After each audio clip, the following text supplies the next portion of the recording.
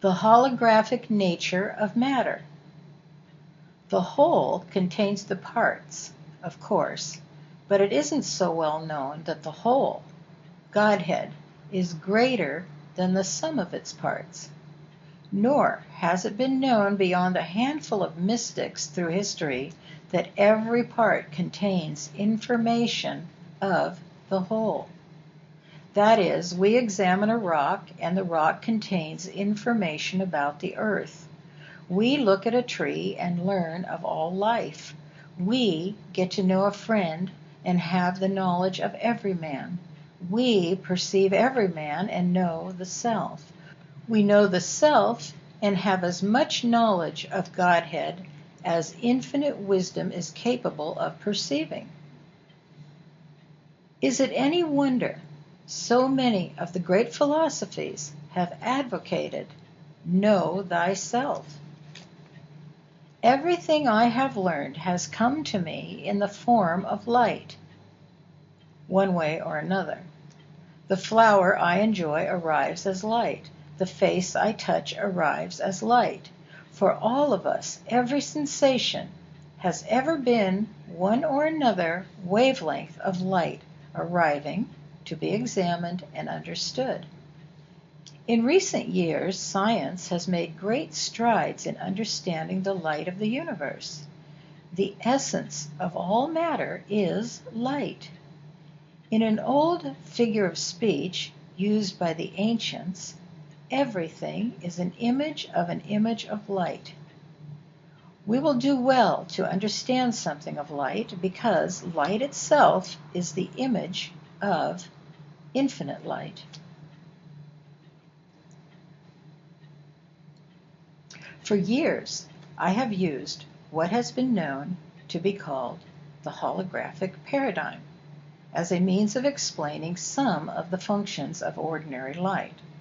I use the word ordinary to denote what I call limited light, light limited to the speed of 186,300 miles per second, light in motion. Its source, the fountainhead of light, I call by whatever name I would use to refer to as Godhead. I spell that light with a capital.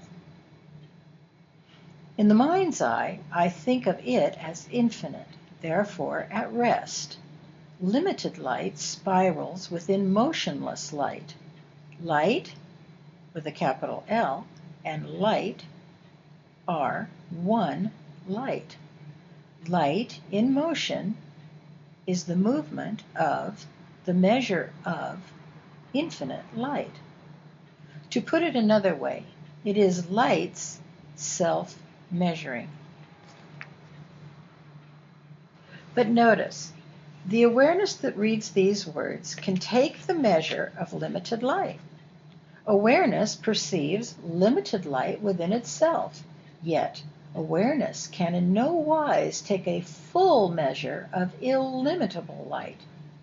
Awareness, light, and limited light are apparently wed to one another. Another, two that are one. But note again, these two that are one are within infinite light. Three that are one, a trinity with the very life I am smack dab in the middle. This is only a hint of the beginning. To make sense of a deific solipsism with words has taken me half a century, but there is a deific solipsism present as this universe within awareness, within the ineffable. The door to it all is the very light of light that reads these words, hears these words, and the light that illuminates them. To understand the wonders of limited light is to marvel at the wonder of illimitable light, Godhead, Father of lights. Consider the light bouncing into your eyes from this sheet of paper is not only bringing images of the printed words, but images of the entire room whether you are noticing them or not. And not just images within your line of sight, but of virtually everything in the room, behind the furniture, under the tables, on the hidden shelves. If the light that illumines the page comes from the window, there is information pouring through your eyes containing an image of every mountain, every tree, every blade of grass as far as the eye can see. Farther, because the eye can't see what is hidden behind that building. But the light bouncing from these words does. If this seems difficult to believe, let me make it more so. The light, which is the apparent substance of this bit of paper, contains all the knowledge of the entire Earth, solar system, galaxy, universe. This may seem a bit mind-bending at first, but once the principle of holography is understood, one perceives a most marvelous secret, which the ancients were aware of. The part contains knowledge of the whole. Every part of the whole contains knowledge of the whole of the whole. Let me give an illustration of this wonder of wonders. It will be particularly meaningful now that the leading edge of science has concluded that all matter, be it particle or galaxy, is holographic imagery, arrested or slowed light. Can the top half of an image reproduce the bottom half that isn't there? Clearly, there it is. But as the lady who inspects Hanes' underwear in the TV commercial says, that's just the beginning, kid. Look at the holographic image again. There you are too, tall and straight, with the box tucked under your arm, and all in 3 dimensions. And there are the park, the trees, the flowers, the big behiny with the frilly dress, a bird, a butterfly you'd never seen before, and all in 3 dimensions. How in the world can such a small fragment contain so much information? But wait, there is still much more. The little brownie camera saw one point of view as the picture was taken years ago.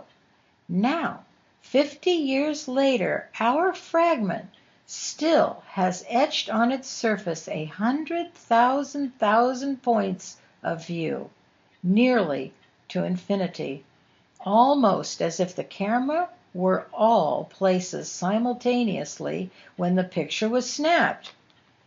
Well, the camera wasn't, but the light was, and that's why we're getting 3 dimensions. Let me try to explain while you look at the holographic images again.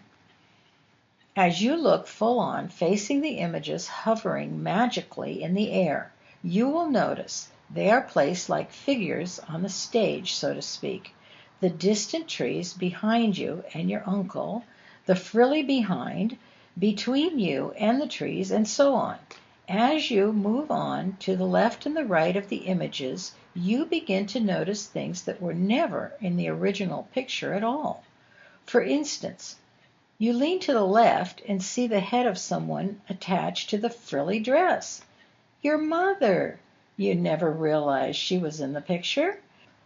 You walk to the right side of your own image and see what is written on the box. Lincoln Logs. Now you remember that long-forgotten gift. Here you are looking at information that was never apparent on the original picture at all, much less on the small scrap remaining. The fragment somehow contains knowledge of the whole, and much more than was seen by the eye 50 years ago when the picture was made. Oh yes, the foot that was mysteriously in the original picture is there too, with a faint body attached. Your father, he was running to get in the picture, never realizing he made it. Reader, remember that we are not speaking of high mysticism or metaphysics here. We are only touching down lightly and hopefully dramatically on just one aspect of ordinary light. The very light by means of which you are reading these words. This instant, the awareness of you is being flooded with information quite beyond anything you may ever have dreamed. We are not limited to one point of view as we watch the sunset or the waves breaking along the shore. All points of view are present right here, right now. We are not bound to the physical limits of the eyes and ears. The scene outside the window is a fragment of the earth, isn't it? And isn't the earth a fragment of solar system, galaxy, universe? The part contains information of the whole. But there is more, much more. If these things are true for limited light and motion, and they are, how much more must be true for illimitable, omnipresent light? If limited light brings information of the entire physical, holographic universe, what wonder beyond wonder exists as the source, fountainhead, Godhead, which is being, moving light. Limited light is a portion of infinite light. It contains information of the all as well. The awareness that reads these words is infinite light and limited light. The wisdom it is awesome, awesome. Dear light of life, self of myself, begin your study of light, light. Examine light, look at light, enjoy light. See the light glistening on the water. See the light reflected from the faces of flowers and children. See light twinkling from the stars and from the eyes of love. See light lifting in the morning and lingering in the evening.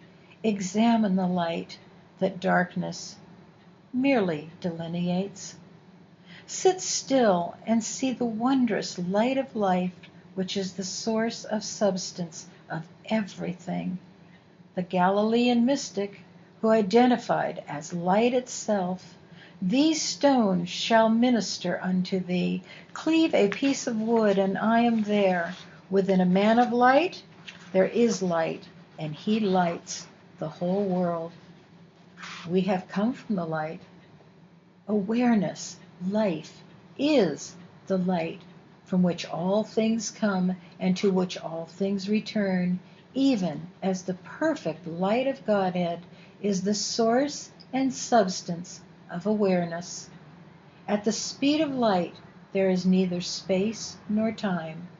At light, life is deathless and eternal. There is much power in this message.